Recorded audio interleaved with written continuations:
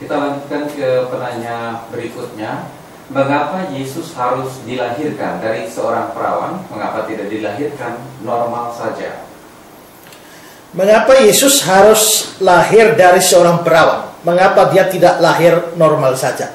Ya, memang kitab suci bercerita bahwa Yesus lahir dari seorang perawat Maria, dan juga itu sesuai dengan nubuatan di dalam kitab Yesaya. Nah, tapi yang menjadi pertanyaan sekarang adalah mengapa Yesus harus lahir dari perawat? Mengapa dia tidak lahir secara normal saja, yaitu dari hasil persetubuhan antara Yusuf dan Maria, atau seorang laki-laki dan seorang perempuan?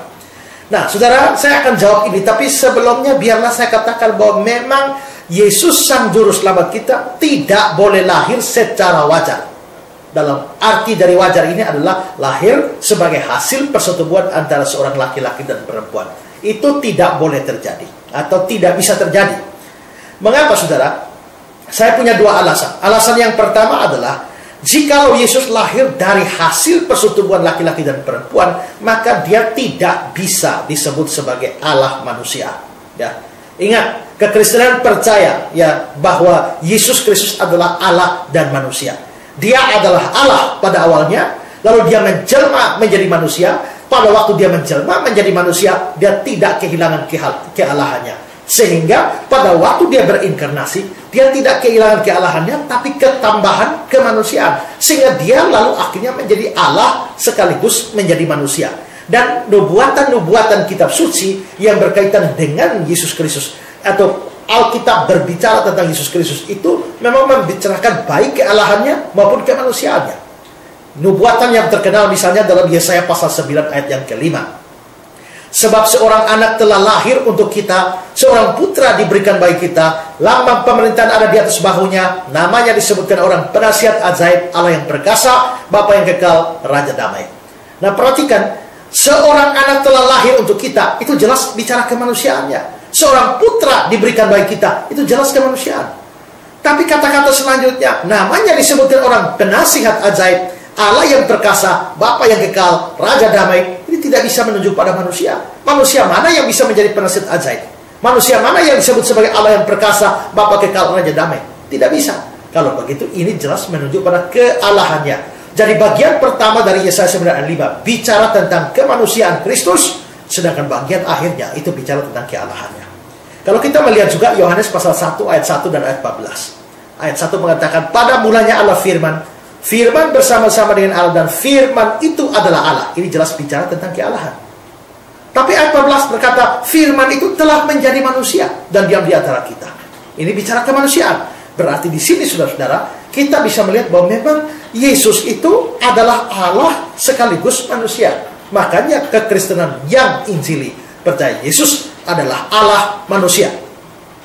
Nah, kalau Yesus sampai lahir dari hasil persetubuhan antara seorang laki-laki dan seorang perempuan, maka dia tidak bisa menjadi Allah dan manusia. Ya, status bahwa Yesus itu Allah dan manusia itu penting sekali dalam penebusan kita. John Wesley Brill mengatakan bahwa oleh sebab dia manusia, dapatlah dia mengadakan pendamaian. Oleh sebab dia Allah, maka pendamaian itu menjadi sangat berharga. Seorang juru selamat yang hanya manusia tidak dapat mendamaikan kita dengan Allah. Atau Charles Hariri, dia mengatakan, dia harus menjadi manusia agar dia bisa mati. Dan dia harus tetap Allah agar dia menjadikan kematian itu sebagai pembayaran lunas atas dosa. Jadi, saudara dan saya, kita dilahirkan sebagai hasil persetubuhan antara laki-laki dan perempuan, yaitu ayah dan ibu kita. Maka kita benar-benar adalah manusia, dan hanya manusia saja. Jikalau Kristus lahir sebagai hasil persetubuhan laki-laki dan perempuan, lalu apa bedanya dia dengan kita? Dia akan menjadi manusia saja, seperti kita. Tapi Alkitab berkata, dia adalah Allah yang menjelma jadi manusia. Maka dia adalah Allah dan manusia.